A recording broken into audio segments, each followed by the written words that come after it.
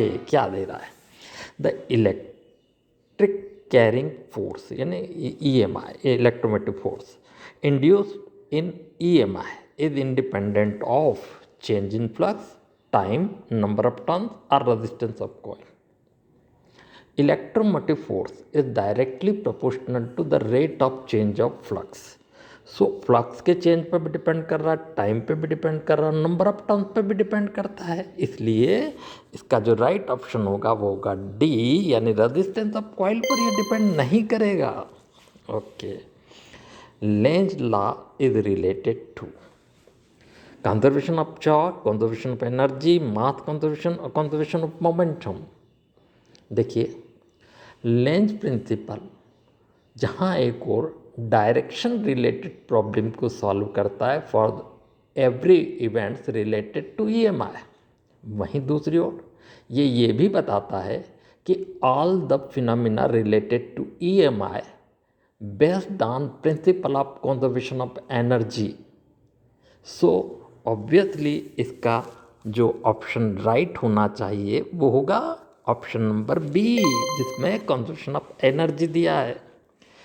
AD currents are use to make deadbeat galvanometer, in speedometer, in electric brake, all the aboves. तो दरअसल ये objective आपको जो eddy current थे उसके एप्लीकेशन भी बता रहा है, क्योंकि सारे एप्लीकेशन एडी करंट्स के हैं. इसके अलावा भी टू फॉर्म इंडक्शन चूल्हा, टू फॉर्म इंडक्शन फर्नेस, ये भी इसके एप्लीकेशंस हैं. तो अगर खाली 2 मार्क्स में ये भी क्वेश्चन आता है तो आपका एक साथ ये भी बन जाएगा, यानी इसका आंसर तो कम से कम ऑल ऑफ अबव सभी पर है. To find the direction of induce current we use EMI में जो इंड्यूस करंट की डायरेक्शन उसके लिए लेंज लॉ यूज़ करते हैं कि फ्लेमिंग्स राइट हैंड रूल करते हैं कि A और B बोथ करते हैं कि फ्लेमिंग्स लेफ्ट हैंड रूल करते हैं. तो देखिए, इसमें हम लेंज लॉ और फ्लेमिंग्स राइट हैंड रूल दोनों ही अप्लाई करते हैं. इसलिए इसका जो आंसर होगा वो ऑप्शन नंबर सी राइट होगा. इन अ plane coil, the number of turns n, then self inductance is coil is directly proportional to. अगर आप सेल्फ इंडक्टेंस या म्यूचुअल इंडक्टेंस का फार्मूला ड्राइव करें तो आपको पता चलेगा कि L is directly proportional to n square. ठीक है, यानी कि ये n स्क्वायर के डायरेक्टली प्रोपोर्शनल है. Means the option number A is the right option.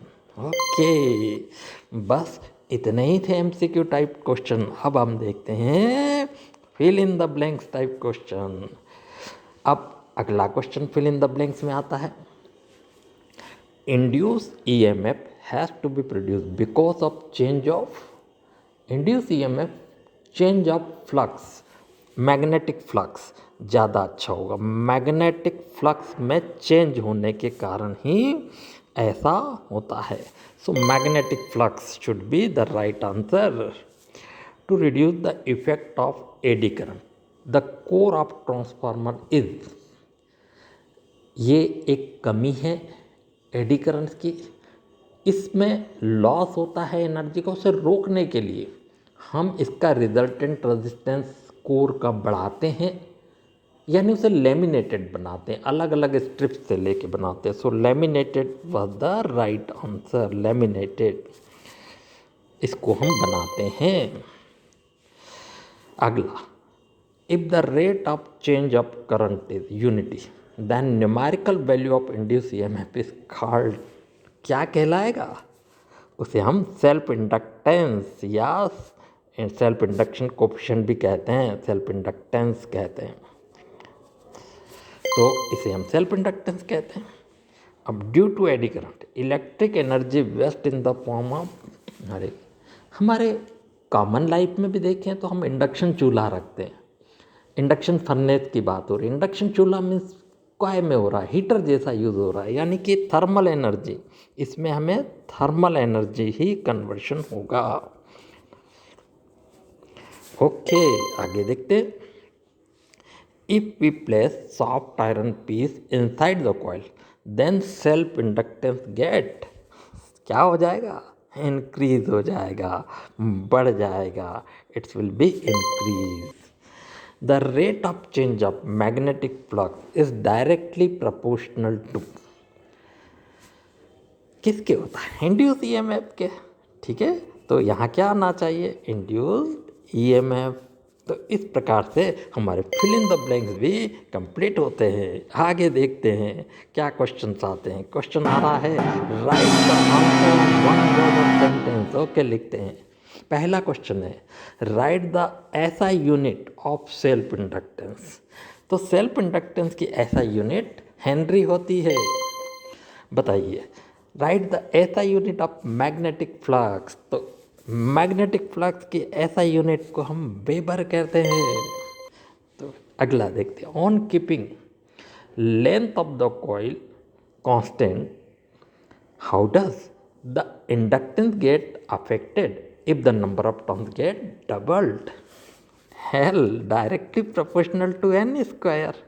So if you get doubled number of terms, then it will become 4 times, यानी ये 4 times हो जाएगा L। तो आपको तो लिखना it get 4 times, सिर्फ इतना सा। What is electric inertia?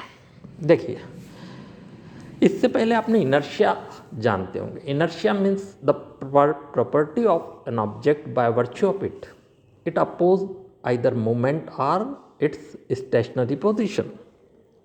बस वैसा ही जब हम इलेक्ट्रिक सर्किट में इलेक्ट्रिक करंट को चेंज करते हैं तब भी एक प्रॉपर्टी होती है जो उसका अपोज करती है, यानी कि it's the property of system which oppose the change in current, that is called electric inertia. Okay, when two coils of inductance L1 and L2 are connected in series. हम दो कॉइल को L1 और L2 को series में connect कर दें तब क्या होगा। देखिए, सीरीज में कम से कम करंट तो एक जैसी रहेगी। इसका इंडक्टेंस L1 और इसका L2 माने तो इसमें जो रिलेटेड φ1 और इसमें जो φ2 है, φ1 और φ2, φ1 कितना होगा, L1 आए, φ2 कितना होगा, L2 आए। और अगर रिजल्टेंट L हो तो फाई इजिकल टू L आए। अब देखिए, ये तो कन्फर्म है कि फाई इजिकल टू होता φ1 प्लस φ2। तो बताइए, L equal to L I equal to कितना होगा, L1 आए प्लस L2 आए। बोलो, आए तो कॉमन निकल के कैंसिल हो जाएगा, तो बचेगा क्या, L equal to L1 plus L2, यानी कि L ये आ जाएगा। What will be the direction of induce current when we break the electric circuit. देखिए, हम जब इलेक्ट्रिक सर्किट ब्रेक करेंगे तो हमेशा वो उसका अपोज करेगी, यानी try to maintain the current in opposite to the main current. बस इतना, यही थे आपके ऑब्जेक्टिव क्वेश्चंस और सारे ये चैप्टर भी फिनिश होता है। ओके, अच्छे से इसे लर्न करें, ध्यान से देखें, बिल्कुल अच्छे से अच्छा आ जाएगा।